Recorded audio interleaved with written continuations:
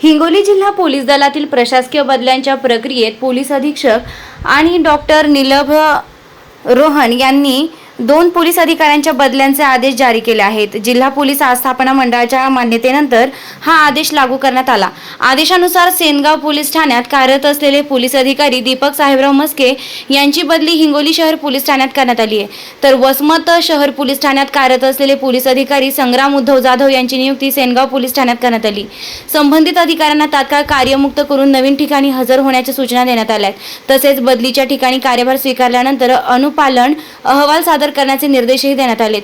दरम्यान या बदल्यांमुळे दोन्ही पोलीस ठाण्यांच्या प्रशासकीय कामकाजात आवश्यक मनुष्यबळाची पुनर्रचना करण्यात आल्याचं मानलं जात असून नव्यानं नियुक्त अधिकाऱ्यांवर कायदा व सुव्यवस्था राखण्याची जबाबदारी राहणार आहे।